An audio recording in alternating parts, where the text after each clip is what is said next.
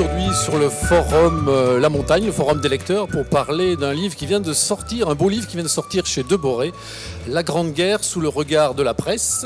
Sont réunis devant moi l'auteur de ce travail, de cet important travail, Pascal Roblin, et le préfacier Laurent Geoffrin.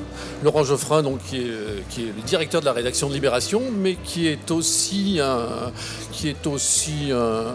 grand historien, on peut le dire, qui est un amoureux d'histoire, et aussi un grand navigateur, comme on vient de le découvrir dans ce roman, le récit roman qu'il présente à la foire sur l'invincible Armada. On parle d'abord donc de la Grande Guerre sous le regard de la presse. Dans votre préface, Laurent, vous dites que la presse s'enrôla elle-même dans cette histoire-là, entre 14 et 19. Donc vous voulez dire que ce n'est pas la censure qui est l'unique responsable de cette exaltation patriotique ? Ça m'a frappé parce qu'aujourd'hui, on parle souvent de l'autocensure, dont les journaux seraient les coupables ou les victimes de la censure je sais pas, des actionnaires, de la publicité, etc. Et là, on a quand même un exemple extrême. Donc ce qui se passe aujourd'hui n'a absolument rien à voir avec la censure. La censure, c'est ce qu'on explique dans le livre. Ouais. C'est-à-dire vous avez à la fois un bureau qui est rattaché au gouvernement, au ministère de la Guerre, et qui relit les articles avant qu'ils paraissent, et qui en enlève une partie. Ou qui interdit carrément la diffusion de telle ou telle nouvelle. Et surtout, vous avez la volonté des directeurs de journaux, des directions au sens large, et des journalistes de contribuer à l'effort patriotique. Et donc il y a une vision à la fois, romanesque, enthousiaste, donc c'est passionnant à lire pour ça, très, très, très enflammé, quoi.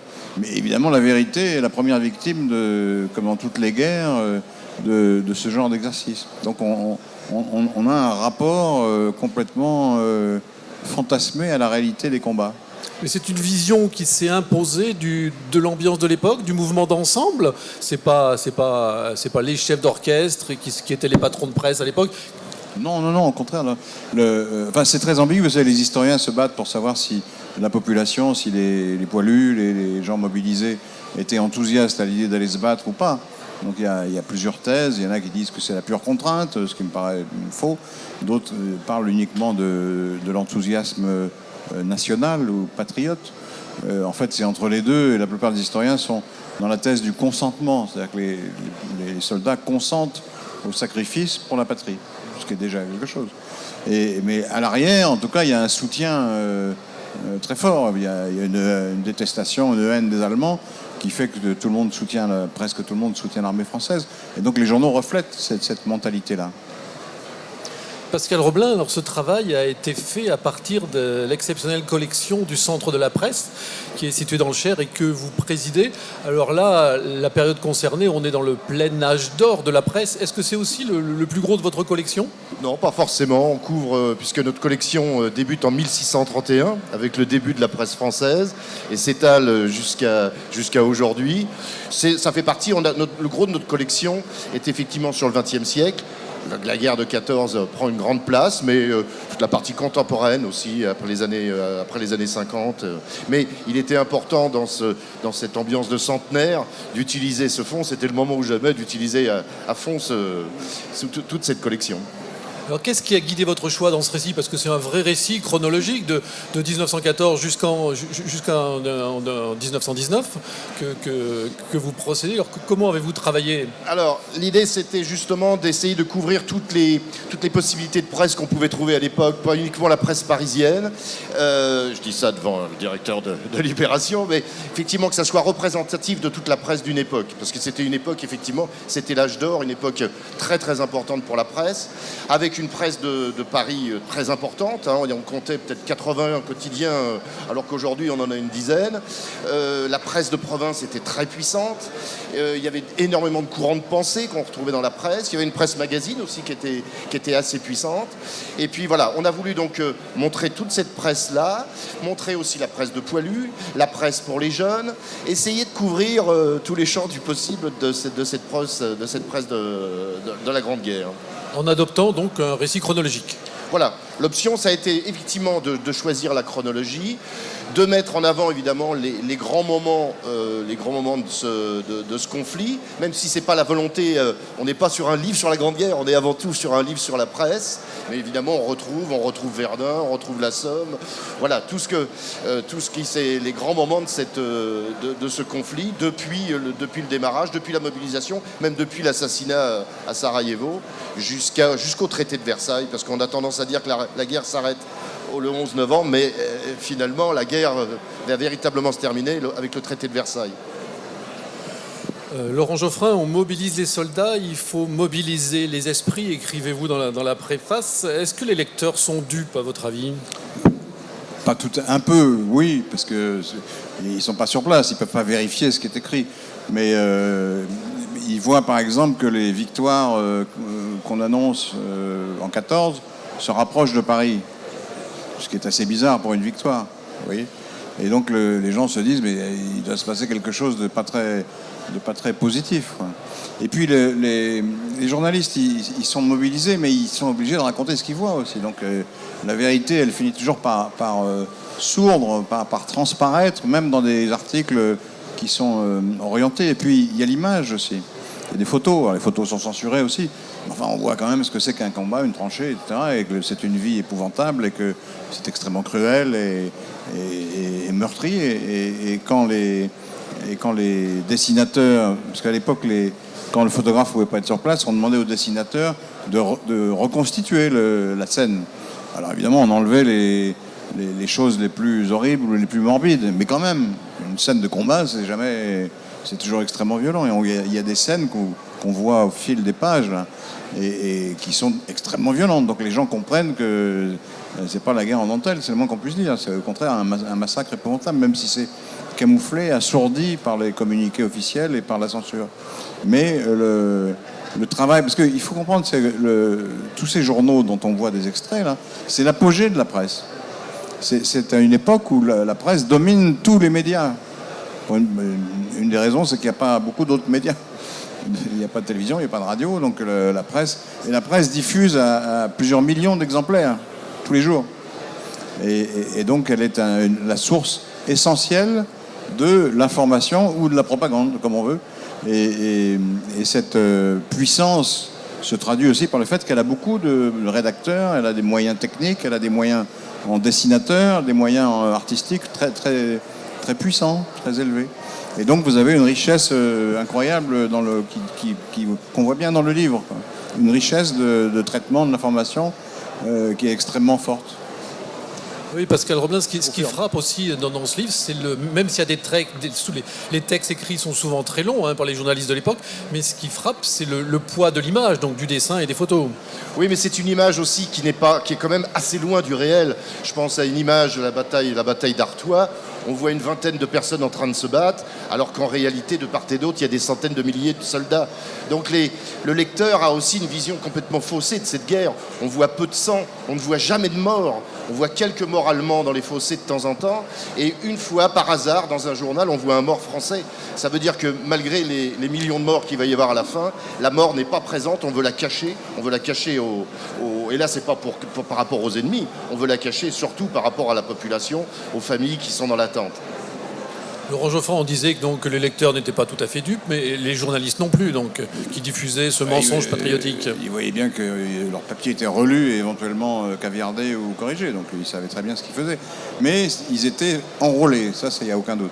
Pas tous, mais beaucoup étaient enrôlés. Et il faut comprendre aussi, vu des Français, vu de la presse française, l'Allemagne déclare la guerre à la France. Alors maintenant, on sait que c'est beaucoup plus compliqué, que le jeu diplomatique en 14 était très indirect, que l'alliance russe a joué un rôle, la solidarité avec la Serbie, etc. Mais ça, les citoyens à l'époque, au moment où la guerre se déclare, ils n'en savaient rien. Ils voient que les Allemands déclarent la guerre à la France, sans raison, alors même que l'armée française a reculé de 10 km derrière la frontière. Donc c'est l'agression. Et en plus, les Allemands envahissent la Belgique qui est neutre. Donc ils disent, on a le droit pour nous. On est attaqué de manière absolument déloyale, quoi, contre toutes les lois. Et donc ça suscite une indignation. C'est pour ça que l'union sacrée s'impose si facilement. Les socialistes qui faisaient campagne en permanence contre la guerre, contre la loi de 3 ans, contre le militarisme, contre les alliances trop contraignantes, ils sont coincés parce que les Allemands rentrent en France sans crier gare, avec une déclaration de guerre qui n'a pas de substance et en violant la neutralité de la Belgique. Donc là, il faut se battre. Donc tout le monde y va. Et donc la presse est prise par ce réflexe patriotique. Mais c'est une leçon pour nous aussi parce que du coup, les journalistes, même de bonne foi, ne voient pas ce qu'il faut voir et voient des choses qui n'existent pas ou bien déforment, édulcorent, etc. Et c'est le piège le plus important, à mon avis, pas tellement la censure, ni celle des actionnaires, ni celle de l'État, ça n'existe plus aujourd'hui. En revanche, c'est un état mental collectif qui fait que tout le monde pense à peu près la même chose. On l'a vu aux États-Unis au moment de la guerre d'Irak. Même le New York Times, qui est un journal pourtant bien fait et extrêmement critique, a gobé l'histoire des armes de destruction massive. C'est un peu comme la presse de 14, ça ressemble. Alors même que le New York Times est entièrement libre, il y a des traditions professionnelles extrêmement rigoureuses et il n'y a pas de censure. Mais tout le monde a marché dans le même sens. On peut dire à certains égards qu'au moment du référendum de 2005 sur le traité européen, il y a eu, sous une forme beaucoup moins virulente, moins forte, mais un peu une exaltation pro-européenne, comme il y a eu une exaltation patriotique entre 14 et 18. Pascal Roblin, quel était à votre avis le poids de la presse de l'époque dans la fabrication de l'opinion ? Il était essentiel parce que de toute façon, effectivement, comme Laurent l'a dit, il n'y avait pas d'autres médias. Donc la population était quasi au départ obligée de croire ce qu'elle lisait dans le journal. Et même si elle n'était pas forcément dupe, elle avait que ça comme information. Donc il fallait bien qu'elle se repose sur quelque chose et voilà, et qu'elle croie aux mensonges, aux nombreux mensonges qu'il y a eu dans la presse. On peut en citer de nombreux. Dès le démarrage, on annonce la mort de curés, alors que ces personnes-là ne sont pas mortes, on les retrouve après la guerre. Donc effectivement, il y a eu des gros mensonges de style aussi le gaz ne tue pas. On lit dans la presse que le gaz, c'est un député socialiste d'ailleurs qui l'écrit, le gaz ne tue pas, il y aura 80 000 morts. Voilà, et le lecteur lit tout ça. Donc comment se faire un jugement quand on n'a pas d'autres moyens que le journal qu'on lit? Il nous semble que la presse était plus politique à l'époque qu'aujourd'hui. D'ailleurs, les patrons étaient souvent des politiques. Il n'y a pas que Jaurès, Clemenceau ou Alexandre Varenne chez nous. On nous tympanise avec la soi-disant connivence des journalistes d'aujourd'hui avec la classe politique. Mais à l'époque, la connivence, elle était là. Les directeurs étaient députés ou étaient ministres. C'est pas une connivence, c'est une confusion totale. Et on a une vision beaucoup plus critique aujourd'hui de la classe politique. Il suffit de lire les journaux, ils en prennent pour leur grade tous les jours. À l'époque, c'était tout à fait différent. Chaque fraction de l'opinion ou chaque puissance économique voulait avoir son journal qui était dirigé dans un sens très précis pour défendre des idées, une idéologie, une vision du monde. Et c'était beaucoup plus militant et même caricatural que la presse d'aujourd'hui. On a fait beaucoup de progrès, en fait, contrairement à ce qu'on dit. Vous dites d'ailleurs, Laurent Geoffrin, que la grande défiance envers la presse est peut-être née à cette période-là. Vous posez la question, mais vous avez un début de réponse. Le mot bourrage de crâne est né à cette époque-là. Ça n'existait pas avant. Et il y avait beaucoup de gens qui critiquaient la presse, à commencer par Balzac, il y a des textes très connus là-dessus. Mais là, c'était le mensonge, puissance 10, à beaucoup d'égards. Et comme la guerre a été un massacre, en fait, les gens se sont dit, mais alors on nous a bourré le mou complètement. On racontait qu'on était en train de gagner, alors que ça durait 4 ans, qu'on a failli perdre, et que les pertes étaient tout à fait soutenables, alors que c'était pas vrai. Et ça, ils se sont rendus compte de ça en 18, quand les gens sont revenus, quand les soldats ont commencé à parler librement, quand la guerre était finie. Donc la presse, rétrospectivement, a été mal jugée. Je pense que ça vient largement de là. On peut noter d'ailleurs que le terme bourrage de crâne a été initié principalement par un journal qui est né avec le conflit, qui est le Canard enchaîné, et qui est quasiment le seul journal qui a survécu aux deux conflits. Il reste encore la Croix et l'Humanité, mais sinon tous les autres n'ont pas passé les deux guerres. Seul le Canard enchaîné à l'époque, qui avait lancé d'ailleurs un concours pour décider du chef des bourreurs de crâne. Et ils avaient trouvé quelques journalistes, dont Thierry Hervé, qui avait été nommé chef des bourreurs de crâne. Donc là, ce travail est fait uniquement avec la presse côté française, oui. Donc qui excite la haine de l'allemand. Là, c'est très très net. Là, c'est flagrant. Vous pensez qu'il y a la même chose du côté allemand ? Oui. Enfin, j'ai pas étudié principalement la presse allemande, mais tout ce que j'ai pu lire sur le sujet, effectivement, en face, on a quasiment le même discours, mais inversé. Voilà.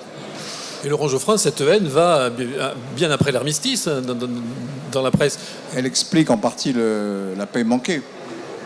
Parce que au moment de l'armistice, le président Wilson, le président américain, a dit bon, il faut faire une paix à peu près équilibrée, que les Allemands ne se sentent pas trop humiliés, ils ont perdu, bon d'accord, mais pas d'humiliation excessive. Et on va mettre en place un système de coopération, une réduction des armements, etc. Et la haine des Allemands est tellement forte que les Français, soutenus par l'opinion, disent mais on ne peut pas faire une paix équilibrée avec tous les morts qu'on a eus, c'est pas possible. Ils nous ont conduits à un massacre de masse, ils doivent payer. Et le traité de Versailles, donc 6 mois après l'armistice, écrit noir sur blanc, l'Allemagne est la seule responsable du déclenchement du conflit. Ce qui est historiquement faux. Elle est responsable, mais elle n'est pas la seule. Et donc, on conclut une paix déséquilibrée, avec un système de réparation. Les réparations sont impossibles à payer. En plus, les militaires allemands sont opportunément retirés de la sphère politique juste avant la défaite. Donc, c'est les civils, sociodémocrates en général, qui portent la responsabilité d'avoir constaté que l'Allemagne avait perdu. Et donc ça a alimenté la propagande nationaliste allemande à fond derrière. Tout ça est quand même largement lié à l'excitation, à l'exaltation des opinions contre l'ennemi. Et là, la presse a joué son rôle là-dedans. Donc c'était de la politique de courte vue, parce que ça a porté en germe la Seconde Guerre mondiale. Oui, à mon avis, oui, je pense. Mais c'est facile à dire, hein, moi je n'étais pas, mais il y a eu tellement de morts, tellement de blessés, tellement de boucheries, quoi, qu'il fallait que ça soit pour quelque chose. D'où la dureté de Clémenceau et des autres contre les Allemands. Mais c'était à courte vue, effectivement. On a l'impression que on dit l'Allemagne paiera, l'Allemagne va nous livrer ses produits industriels, comme ça on aura une prospérité qu'ils n'auront pas. Mais ça n'a eu d'autre effet que d'alimenter la propagande nationaliste en général, et nazie ensuite en particulier, et à conduire l'Europe sur le chemin d'une nouvelle guerre. Donc c'est le nationalisme. Le nationalisme est un poison très difficile il n'y a pas d'antidote, c'est très difficile de trouver l'antidote. Parce que c'est pas quelque chose de rationnel, c'est pas quelque chose qu'on peut réfuter. C'est un sentiment. Et avec les sentiments, on fait de la politique à l'estomac. Est-ce que vous voyez une vertu pédagogique justement à ce livre-là, face à la montée des nationalismes ? Je le confirme, qu'il y a une vertu pédagogique. Hier, j'étais avec des enfants pour leur faire visiter l'exposition qui est liée à ce livre. Et je peux vous dire que la vertu pédagogique, elle est totale. Parce que même des enfants maintenant, CM2, voient très bien le lien aujourd'hui entre la désinformation qu'on peut trouver dans ce livre et à cette époque et l'information aujourd'hui, la mauvaise information qu'on peut trouver sur certains réseaux. Et voilà, il y a même des liens qu'on peut imaginer. Donc il y a une vertu pédagogique à faire connaître cette période de la guerre et de la presse. Ouais. Je ne sais pas si c'est dans le bouquin, mais il y a eu au début de la guerre, en août, il y a un bruit qui s'est répandu, il y a eu des articles à propos des bouillons Cube Magie. Vous voyez ce que c'est ? Bouillon Magie. Et la société Magie, qui est une société suisse, mais qui avait aussi des intérêts allemands, était très populaire en France parce que les gens utilisaient ces bouillons Cube tout le temps. Et ils avaient, pour faire de la publicité, ils avaient mis des panneaux indicateurs sur les routes sponsorisé par Magie. Et le bruit s'est répandu que cette société, donc suisse, mais avec des Allemands, avait truqué tous les panneaux indicateurs de manière à ce que l'armée française soit déconcertée au moment où l'armée allemande entrerait en France. Et donc il y a des gens qui sont allés détruire des boutiques où on vendait de la soupe Magie. Donc, vous voyez le niveau de folie auquel on était parvenu. Dans les bouillons et dans les publicités Magie, il y avait un complot allemand. Et des histoires comme ça, il y en a plein qu'on retrouve au fil des pages. Là. Donc il n'y avait pas besoin de réseaux sociaux à l'époque pour répandre ces fake news. Les réseaux sociaux, c'est l'équivalent de la rumeur.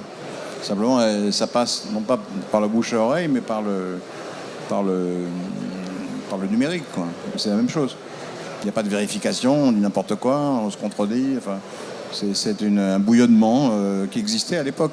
Il y a l'équivalent des réseaux sociaux sur le plan positif. Pour le coup, c'est les petits journaux faits par les journaux soldats. tranchés. Les journaux de tranchées où là, la vérité apparaît. Mais ils sont distribués à 1000 exemplaires maximum. C'est très petit. Hein. Ça dépendait. Mais ça se répandait, on les passait sous le manteau. Et voilà, ils étaient contrôlés aussi, mais on arrivait, on sentait une ambiance. Je pense au Crapouillot, par exemple, qui était un peu le journal leader pour les poilus. Et il arrivait à faire passer un certain nombre d'idées. Mais bon, il fallait essayer de contourner un petit peu les choses et dire les choses d'une certaine façon pour que ça passe. Oui, l'un des intérêts que j'ai trouvé à l'ouvrage, c'est que les journaux tranchés sont incorporés à votre récit. Voilà. Mais il y en a eu des dizaines, des centaines de journaux. Il a fallu faire un choix, sans doute subjectif, mais voilà. 100 ans après, la façon de commémorer la Grande Guerre semble ne pas faire tout à fait encore consensus. Laurent Geoffrin... on ne va pas parler de Pétain, là. Non. Si, vous voulez? On pourrait. Je veux bien, hein, mais... Comment se fait-il, justement? Ils en ont parlé. Comment se fait-il qu'on soit pas encore, qu'on n'ait pas trouvé consensus sur la manière de le fêter, de qui célébrer, quels généraux? C'est très difficile pour Pétain, parce qu'effectivement, il a joué un rôle entre 14 et 18, donc on ne peut pas dire que ça n'existe pas. Mais évidemment, après, il a été condamné à mort avec une condamnation d'indignité nationale. Donc tout hommage au Pétain de la Grande Guerre est parasité, pollué immédiatement par le souvenir honteux, enfin infamant de ce qui s'est passé entre 40 et 44. Là où, à mon avis, je fais un commentaire politique, c'est que c'est la ministre des Armées qui avait trouvé la solution. Puisqu'on l'a interrogé le 30 octobre à la télévision. Elle m'a dit, mais alors Pétain, elle a dit, mais attendez, c'est ça, on est un hommage militaire dans la cour des Invalides, il sera rendu aux maréchaux qui sont enterrés aux Invalides.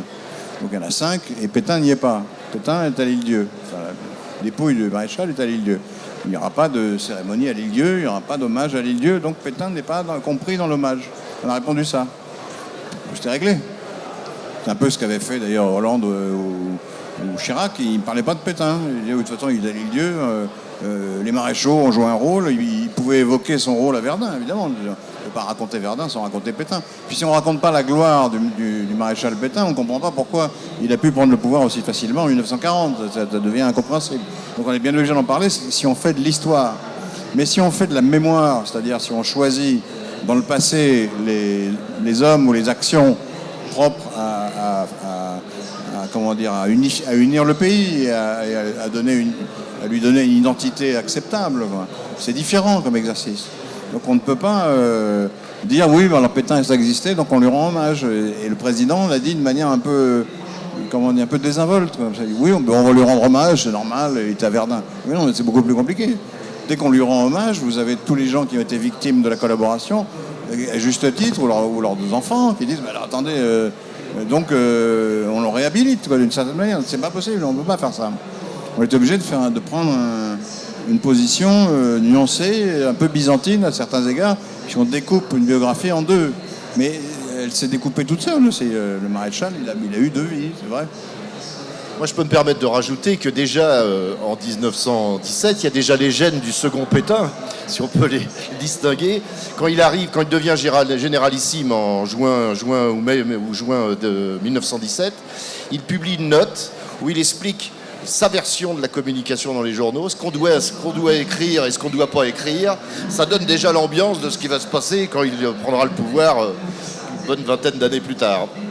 Donc Pascal Roblin, là, vous êtes en train de nous annoncer que vous êtes en train de préparer la Seconde Guerre mondiale sous le regard de la presse, à paraître aux éditions de Boré en quelle année? Je n'ai rien dit pour l'instant. Mais c'est du domaine du possible? Ça fait partie du possible. Votre collection le Assez permet? logique, assez logique. Ouais. Parce que la Seconde Guerre mondiale est aussi un moment compliqué de la presse, encore plus, enfin, je dirais pas plus compliqué, mais vraiment différente, et qui mérite en tout cas un intérêt certain. Laurent Geoffrin, vous terminez votre préface sur la vérité, cette plante vivace qui finit toujours par survivre. Alors c'est une conclusion optimiste qu'on pourrait peut-être porter à cette rencontre aujourd'hui aussi? Oui, parce qu'elle a très vite, d'abord les gens ne sont pas dupes, encore une fois. Il y a même des sociologues qui pensent que les journaux manipulent l'esprit des gens. C'est pas vrai. Il influe, c'est une influence, mais c'est une influence parmi d'autres. Les gens, ils ont une influence de par les journaux qu'ils lisent, mais aussi leurs amis, ils ont aussi leur formation, leur conviction initiale. Si vous projetez des films athées à un catholique convaincu, il y a peu de chances qu'il change d'avis. Hein. Vous pouvez lui en diffuser, lui en projeter 20 par jour, il ne changera pas d'avis. Donc les gens ne sont pas si malléables qu'on ne croit. Le lecteur n'est pas une page blanche sur laquelle les journalistes écriraient comme ça. C'est pas du tout ça.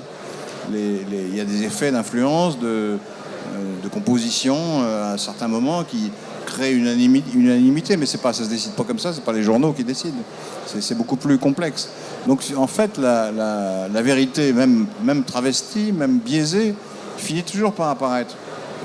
En plus, comme les semaines et les mois passent, on apprend plus de choses. Donc les détails viennent, la vérité se construit. Je ne crois pas à ce discours totalement relativiste, consistant à dire « oui, mais il n'y a pas de vérité, il n'y a que des interprétations, tout ça c'est pareil ». À ce compte-là, Forisson avait raison, puisque c'est une question d'interprétation. La vérité, on ne la trouve jamais. Et donc, on ne sait pas du tout ce qui s'est passé pour les Juifs pendant la guerre. Ça se discute, machin, il y a du pour, il y a du contre. Donc, c'est l'indifférence totale à la réalité, quoi. Et on va dire Dreyfus, on ne savait pas très bien. Enfin, il y a deux thèses. Certains disent qu'il est innocent, d'autres coupables. C'est une question d'interprétation, vous savez. Les journaux, ils écrivent selon leur tendance. Alors, il y en a qui disent qu'il est coupable, puis d'autres qui disent qu'il est innocent. Ben, on ne sait pas. Voilà. Qu'est-ce que ça veut dire? Ça ne veut rien dire. Il y a un moment où il y a des preuves. Et une fois qu'on a donné les preuves, ben, on sait. On sait, Dreyfus a été victime d'un montage de l'état-major. Ce n'est pas seulement une erreur judiciaire, c'est une iniquité honteuse, quoi. On le sait, c'est la vérité. Donc la vérité finit par apparaître. Et c'est pareil pour les guerres. À la fin des fins, on sait, les historiens travaillent, les témoins témoignent, les journalistes écrivent avec plus de documents et plus d'éléments, et ils finissent par donner une version qui se rapproche de ce qui s'est effectivement passé. Donc la vérité finit toujours par apparaître, ce sera notre conclusion. Donc La Grande Guerre sous le regard de la presse, aux éditions de Boré. C'est Pascal Roblin qui a fait l'essentiel du boulot et c'est préfacé par Laurent Geoffrin. Merci, au revoir.